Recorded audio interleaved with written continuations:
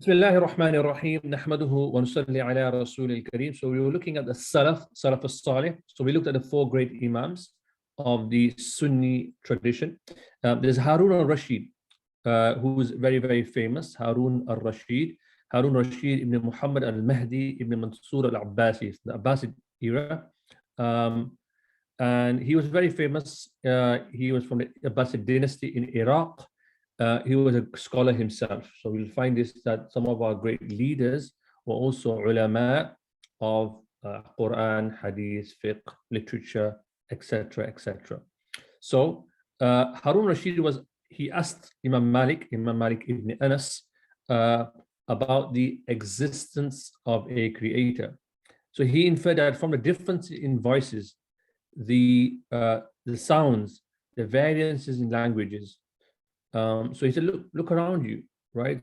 And this is actually taken from the Quran as well.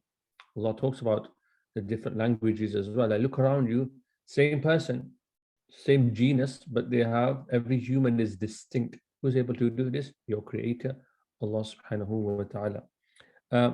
When Abu Nuwas, Al-Hasan ibn Hani ibn Nuwas, he was a poet.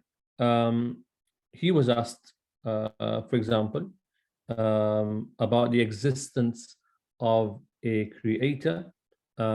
He recited this couplet, this poet.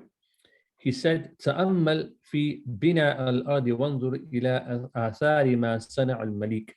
Reflect on his plant, the daffodil, on earth, and look at it, the effects of what the mighty king produced. Eyes of silver fix, as if their pupils are made of melted gold. On the stalks of a peridot, there are proofs that Allah has no partner, and that Muhammad sallallahu alaihi wasallam is the best of creation. To the two weighty beings, the mighty king sent him, right? Saqalain, to the two weighty beings, the mighty king sent him. So another Bedouin was asked, Arabi, was asked for the proof of God, and the dalil. So these people are very simple. Nowadays, we are very complex. We think we're very complex, and we can give complex arguments for the existence or not for God. These people, it was so obvious to them. It was in the air. It was simple. Right? There's a whole discussion to be had of how we move from a civilization that was enchanted, to use Charles Taylor's way of describing it, to a world that's become disenchanted. So a Bedouin was asked about the existence of God, and he said, that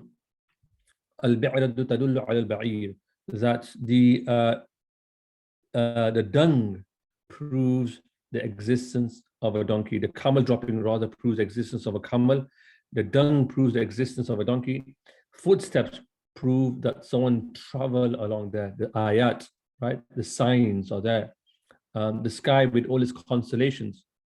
The earth with everything that it has. The oceans, the tides that it has.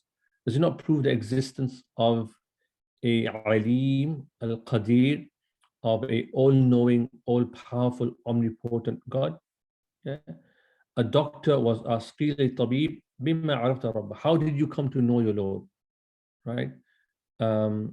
He says that basically, in essence, that he looked at a fruit, and when it dried, it causes diarrhea. And when it softens with saliva, it causes constipation. Another person replied, I know Allah by a bee, right? In one place, it produces honey, and the other, it stings, right? And look at this, it's a beautiful way of, in Arabic, where words are changed around, letters are changed around to bring forth a different word. وَبِالْآخِرِ تَلْسَعْ وَالْعَصْلُ مَقْلُوبٌ لَسَّعْ. That the idea is that at one place, it produces the asl, which is honey. Another place, it produces lasa', which is a sting. So you have the opposites from one place. So in other words, this is a sign of the creator, that Allah can create. God, who is in no need of opposites, is able to create opposites, day and night, hot and cold, etc., etc., though he does not need any of that himself, right? And not only from that, from one place, he's able to create so many variations Surely, if a person uses their intellect, just looks around the cosmos, looks around nature, will come to the realization that this must come from a Sani, an Alim al-Qadir, a God who is all-knowing and omnipotent.